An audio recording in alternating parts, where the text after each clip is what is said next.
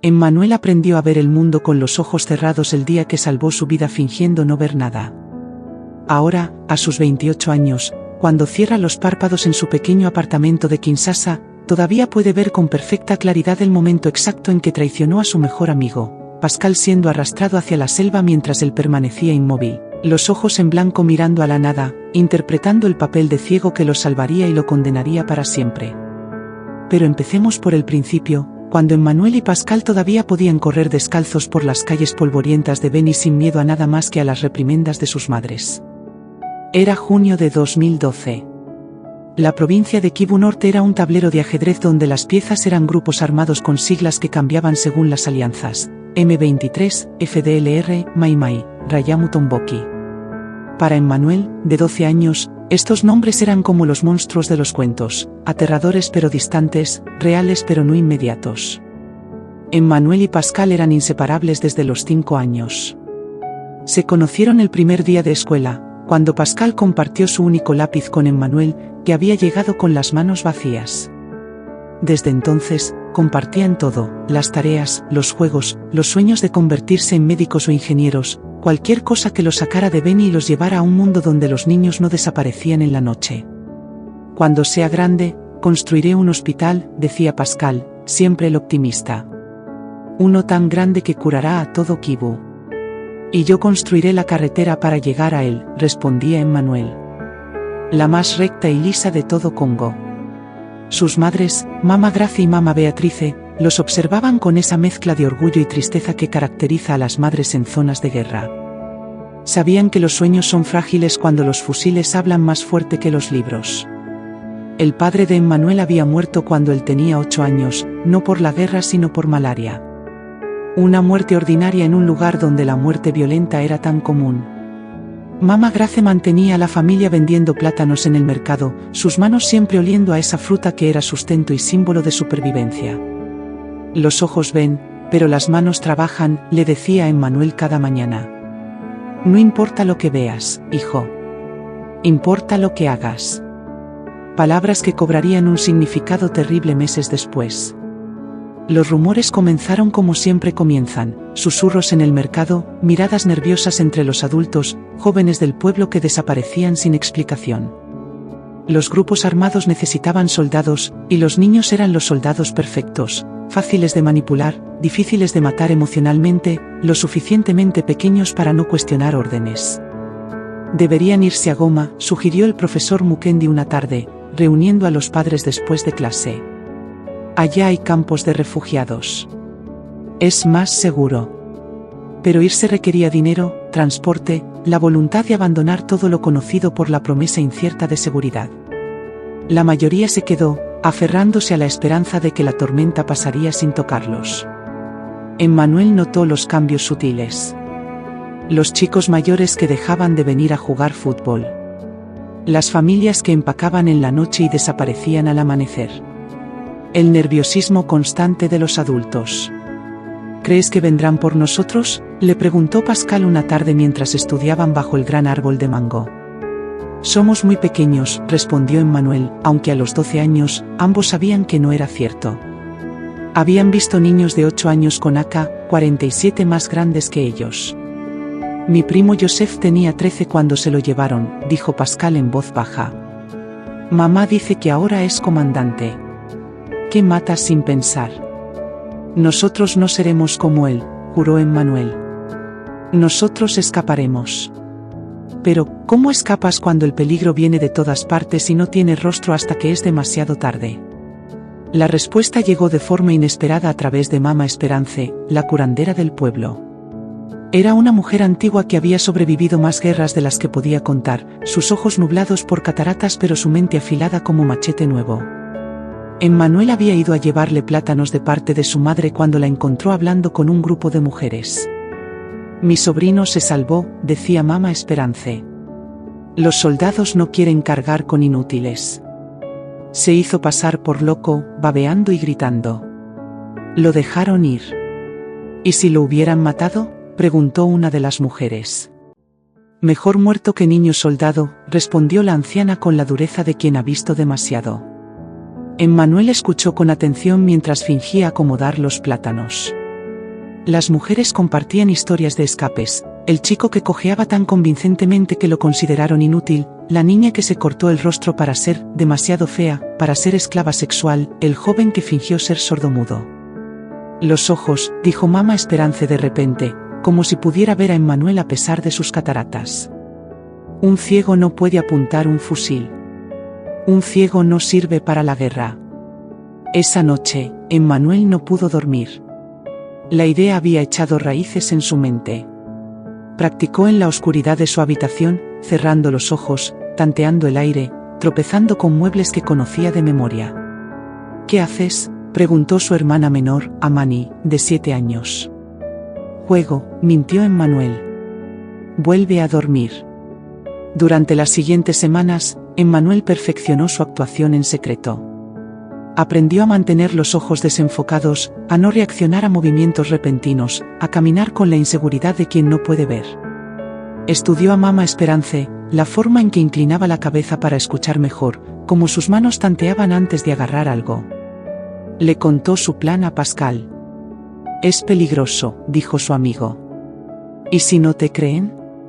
¿Y si nos llevan?, contrarrestó Emmanuel. ¿Prefieres disparar a personas o fingir que no puedes verlas? Pascal no respondió.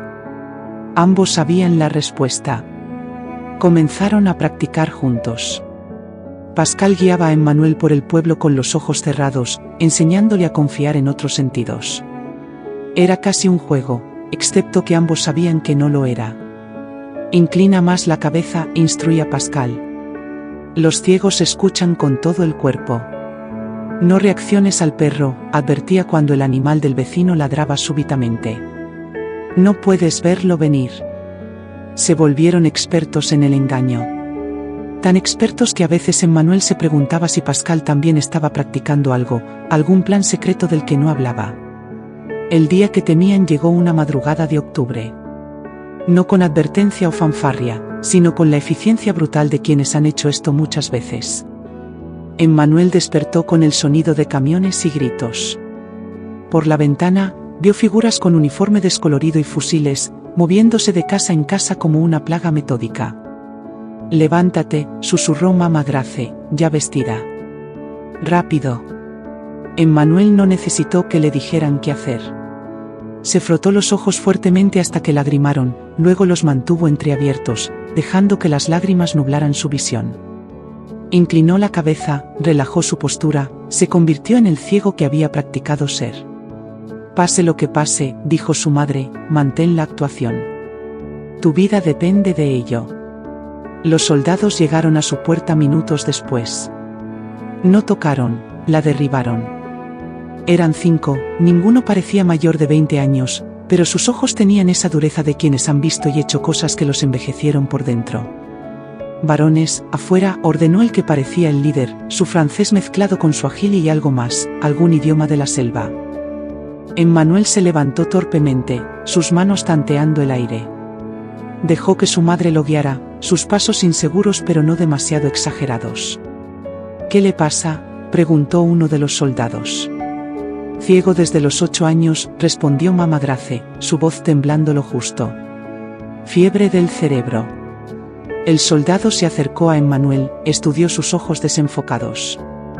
Emmanuel resistió cada instinto de enfocar, de parpadear, de reaccionar. Había practicado esto cientos de veces, pero nunca con un fusil tan cerca. El soldado pasó su mano frente a los ojos de Emmanuel. Nada. Chasqueó los dedos junto a su oído. Emmanuel giró la cabeza hacia el sonido, pero sus ojos permanecieron vacíos, mirando a través del soldado como si no existiera. Inútil, escupió el soldado. ¿Qué vamos a hacer con un ciego? Que tropiece con las minas. Los otros rieron, un sonido sin alegría. Vámonos, dijo el líder. Hay más casas. Y así, tan rápido como llegaron, se fueron. Emmanuel mantuvo su actuación hasta que los camiones se alejaron, hasta que mamá Grace cerró lo que quedaba de la puerta, hasta que estuvo seguro de que no volverían. Solo entonces abrió los ojos completamente y vio el rostro de su madre bañado en lágrimas de alivio. Mi niño listo, susurró, abrazándolo. Mi niño brillante. pero el alivio duró poco. Los gritos venían de otras casas. Nombres siendo llamados. Niños siendo arrastrados. Y entre esos nombres, Pascal. El grito de mamá Beatrice cortó el aire como un cuchillo. Emmanuel corrió a la ventana, su madre tratando de detenerlo. En la calle, vio a su mejor amigo siendo empujado hacia un camión. Pascal no lloraba, no suplicaba. Su rostro mostraba una resignación que ningún niño de 12 años debería conocer. Sus ojos se encontraron por un instante. Pascal vio a Emmanuel en la ventana, vio sus ojos perfectamente funcionales, y entendió. Una sonrisa triste cruzó su rostro, un asentimiento casi imperceptible. «Cuida de mi mamá», articuló sin sonido. Emmanuel quiso gritar, quiso correr afuera, quiso confesar su engaño y compartir el destino de su amigo. Pero sus piernas no se movieron.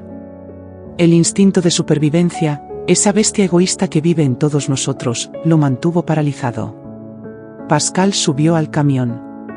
Otros niños del pueblo estaban allí: Joseph, de 13 años, Marcus, de 11, pequeño David, de apenas 9.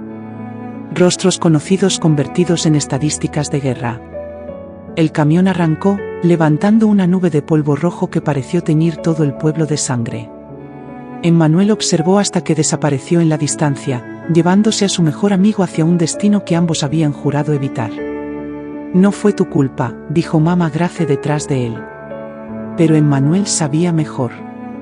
Había elegido.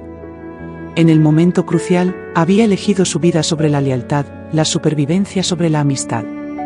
Y esa elección lo marcaría para siempre. Los días siguientes fueron un borrón de dolor y culpa. Mamá Beatrice vagaba por el pueblo como un fantasma, llamando a Pascal como si pudiera materializarse de la nada. Las otras madres que habían perdido hijos se reunían en la iglesia, sus llantos formando un coro de dolor que ninguna oración podía aliviar. Emmanuel no podía mirarlas a los ojos. Especialmente a mamá Beatrice, que lo había alimentado tantas veces, que lo llamaba «mi segundo hijo». ¿Cómo explicarle que su hijo verdadero fue llevado mientras él, el impostor, permanecía libre gracias a una mentira? Intentó visitarla una vez. Se paró frente a su puerta durante una hora, practicando qué decir. Pero cuando ella abrió y lo vio, algo en su mirada lo detuvo. No era acusación exactamente, sino algo peor, comprensión. Sabía lo que había hecho. Y lo perdonaba. Y ese perdón quemaba más que cualquier condena. Pascal habría querido que te salvaras, fue todo lo que dijo antes de cerrar suavemente la puerta. Emmanuel comenzó a tener pesadillas. Soñaba que era realmente ciego, que abría los ojos y solo veía oscuridad. Soñaba con Pascal apuntando un fusil, sus ojos vacíos de niño soldado. Soñaba con todos los momentos en que podría haber actuado diferente. Podrías haberle enseñado, se torturaba. Podrías haberle enseñado a fingir también. Pero en el fondo sabía la verdad, Pascal nunca habría podido hacerlo. Era demasiado honesto, demasiado directo. Sus ojos siempre decían la verdad, incluso cuando su boca mentía. Era lo que Emmanuel más admiraba de él, y lo que lo había condenado. La escuela cerró después del reclutamiento. Sin la mitad de los estudiantes varones, sin la alegría que justificaba las lecciones, el profesor Mukendi empacó sus pocas pertenencias y partió hacia Goma. «El conocimiento no puede florecer en suelo de miedo», dijo en su despedida. «Tal vez algún día puedan continuar sus estudios». Emmanuel guardó sus cuadernos y los de Pascal. Página tras página de sueños escritos con lápiz compartido. Hospitales que nunca se construirían. Carreteras que nunca se pavimentarían. Comenzó a ayudar a su madre en el mercado, sus ojos siempre alerta por si los reclutadores volvían. Había perfeccionado tanto su actuación de ciego que a veces la adoptaba sin pensar, especialmente cuando veía uniformes o escuchaba camiones acercándose. «Te estás perdiendo en el personaje», le advirtió mamá Gracia una tarde. «No puedes vivir con los ojos cerrados para siempre». Pero Emmanuel descubrió que sí podía. Que era más fácil no ver ciertas cosas. Los espacios vacíos donde deberían estar sus compañeros. Las madres envejecidas de dolor. Su propio reflejo en el agua, los ojos que habían traicionado a un hermano. Meses después, llegaron noticias fragmentadas. Algunos de los niños reclutados habían sido vistos en combates fronterizos. Otros habían desaparecido en la selva. De Pascal, ninguna noticia concreta, solo rumores, que había intentado escapar, que había sido castigado, que había sido ascendido, que había muerto. Cada rumor era una herida nueva. Emmanuel comenzó a hacer algo extraño. Cada tarde, caminaba hasta el árbol de mango donde estudiaban y hablaba con Pascal como si estuviera allí. Le contaba sobre el día, sobre las noticias del pueblo, sobre los sueños que ahora tendría que cumplir por ambos. Hoy mamá Beatrice hizo tu comida favorita, decía al aire. Guardó un plato por si vuelves. Los del pueblo comenzaron a murmurar. El chico que fingió ser ciego ahora hablaba con fantasmas. Algunos decían que era el castigo por su engaño. Otros, más amables, decían que era el precio de sobrevivir. Un día, casi un año después del reclutamiento, un chico apareció en las afueras del pueblo. Demacrado, con uniforme hecho jirones, arrastrando un fusil que parecía pesar más que él. Los adultos se escondieron, temiendo una trampa. Pero Emmanuel lo reconoció por la forma de caminar, ese paso ligeramente desigual que Pascal tenía desde que se torció el tobillo jugando fútbol. Corrió hacia él, olvidando toda precaución. Pascal lo miró con ojos que habían visto demasiado, ojos que habían envejecido décadas en meses. Volví, dijo simplemente, como si hubiera ido a comprar pan.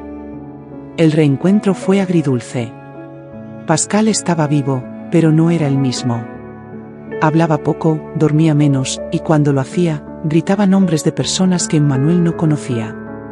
Sus manos temblaban constantemente, excepto cuando sostenía algo con forma de fusil. ¿Cómo escapaste?, preguntó Emmanuel una tarde, cuando estaban solos bajo el árbol de mango. Pascal lo miró largo rato antes de responder. Me hice el muerto. En una emboscada. Me quedé entre los cuerpos por 2 días hasta que se fueron. Silencio. Tú te hiciste el ciego, continuó Pascal. Yo me hice el muerto. Tal vez no somos tan diferentes.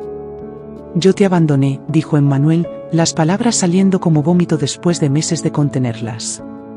Me salvaste, corrigió Pascal. Si hubieras venido, serías como yo ahora. Y necesito recordar que existe alguien que no ha hecho las cosas que yo hice. No habló de esas cosas. No necesitaba hacerlo. Estaban escritas en sus ojos, en la forma en que se sobresaltaba con ruidos fuertes, en cómo contaba obsesivamente a los niños del pueblo como asegurándose de que todos estuvieran allí. Mamá Beatrice lloró por días cuando Pascal volvió. Lágrimas de alegría y dolor mezcladas, porque su hijo había vuelto pero también había sido robado de formas que nunca podría recuperar. El pueblo trató de volver a la normalidad. Reabrieron la escuela con un nuevo profesor. Las madres volvieron al mercado. Los niños volvieron a jugar, aunque ahora sus juegos evitaban cualquier cosa que sonara como guerra. Emmanuel y Pascal intentaron retomar su amistad, pero era como intentar pegar un espejo roto, los pedazos estaban allí, pero los cortes eran visibles. Pascal no podía concentrarse en los estudios. Emmanuel no podía dejar de sentirse culpable cada vez que veía las pesadillas de su amigo. Deberías irte, le dijo Pascal un día. A Kinshasa, a Goma, a cualquier lugar donde puedas estudiar. Cumple esos sueños por ambos. No te voy a abandonar otra vez, protestó Emmanuel.